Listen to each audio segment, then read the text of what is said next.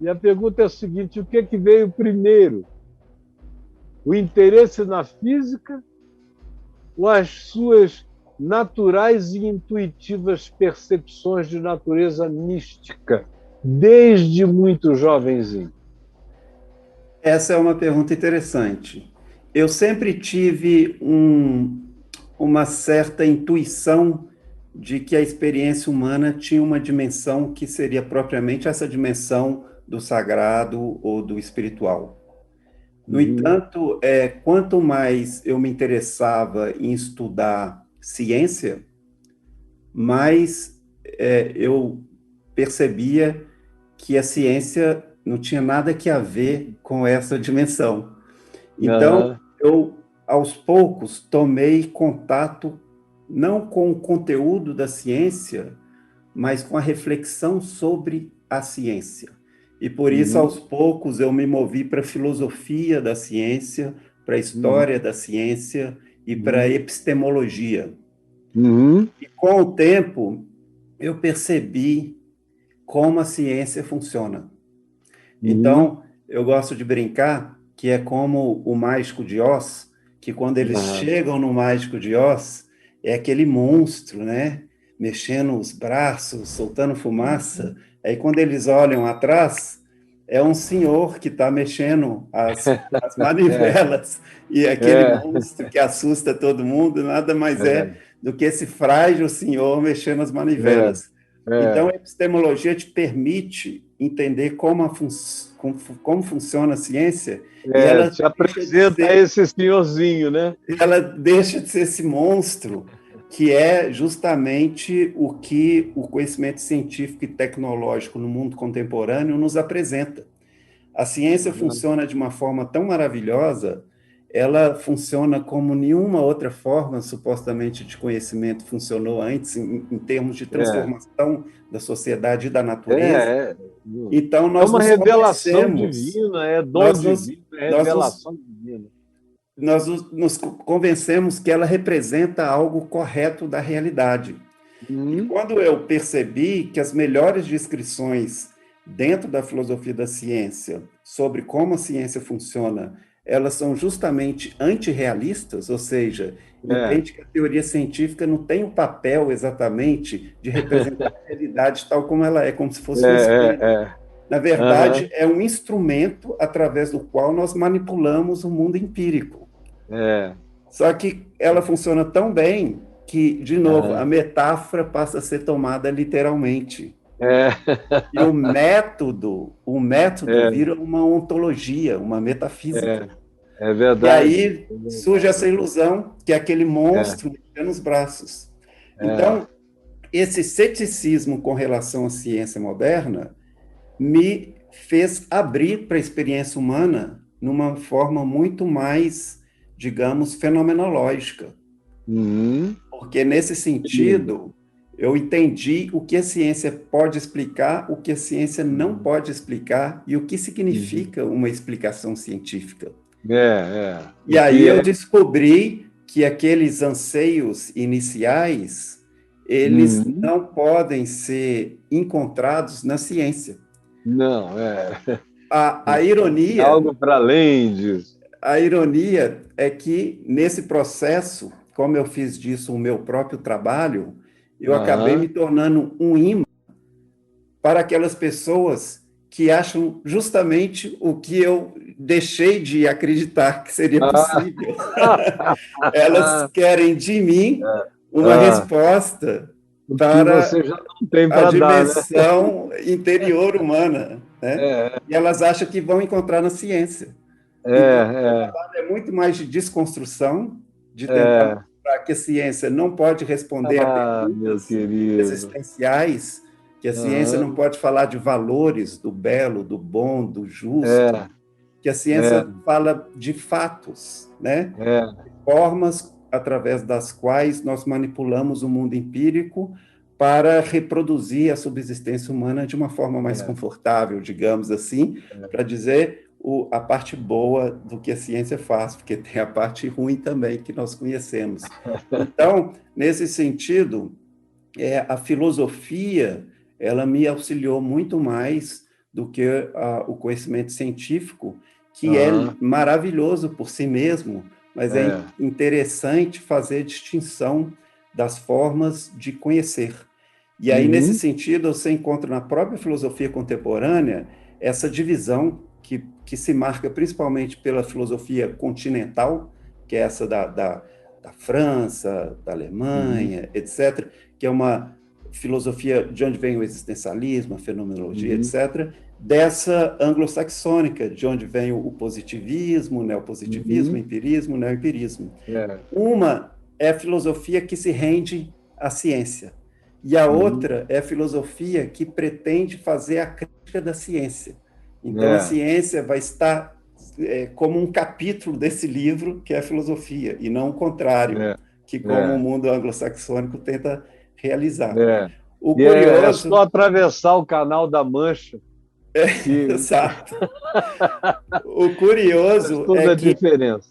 no nascimento da ciência moderna, a religião tomou o mesmo caminho.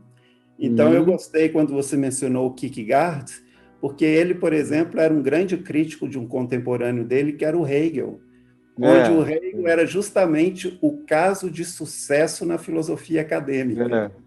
É. Então, E o eu também, Kierkegaard morreu entregando folheto na esquina. exato, e o Hegel Ah, morreu como o grande rei da grande. filosofia alemã Agora, europeia. hoje você chega nas universidades, eu vejo a minha neta voltando da faculdade e eu vejo um entusiasmo extremamente maior nela em Kierkegaard do que em Hegel. Um Interessante. entusiasmo muito maior, porque o Kierkegaard vai ficar cada vez mais próximo das compreensões metafóricas, das questões e das soluções epistemológicas. Ele vai cada vez se aproximar mais disso aí. O que ele tem ainda está por vir, na minha maneira de ver. Eu, E eu gosto. que é quando o salto da fé é alguma coisa que a gente, sem o que a gente não experimenta, a dimensão que transcende qualquer tipo de cognição que tenha códigos de explicação. Eu vou só, a gente passou muito da hora aqui, mas foi tão delicioso que se eu pudesse, eu ficava com você aqui 2, 3 horas conversando, porque para mim esse é um papo de natureza espiritual que me alegra, que me estimula. Meu pai, que já partiu, que está na glória, que está nessa outra dimensão de natureza não espaço-temporal, mas eterna, ele, uns 10 anos antes de morrer, morava no Amazonas, a gente é do Amazonas, ele sempre foi um homem místico, ele era um agnóstico que teve essa experiência da metanoia, da conversão, ou do nascer de novo, usando a mesma linguagem, a mesma metáfora, e sozinho na floresta, nesse dia, ele já estava aí com os seus 70 anos, ele estava lá na casa dele, na floresta, sozinho, meditando, orando à noite, quando ele teve uma experiência. Foi tão violenta que ele ficou 3 meses para conseguir contar.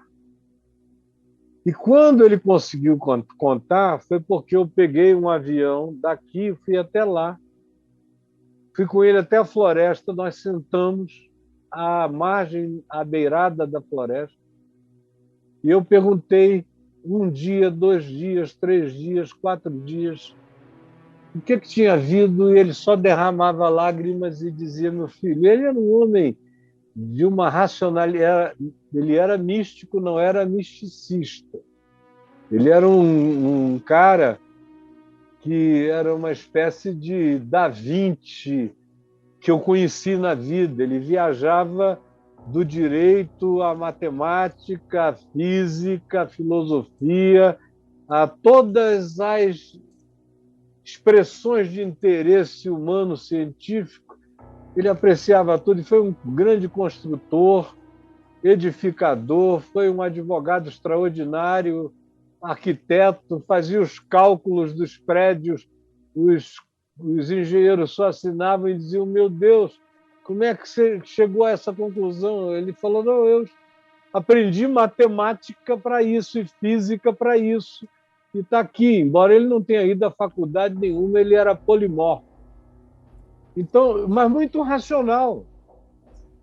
E aí ele, nesse quarto dia, ele chorou e eu falei: o que foi, pai? O que aconteceu com você? Aí ele falou: sabe aquela experiência do nosso irmão Paulo? Aí eu falei: você está falando do apóstolo Paulo? E ele disse: é.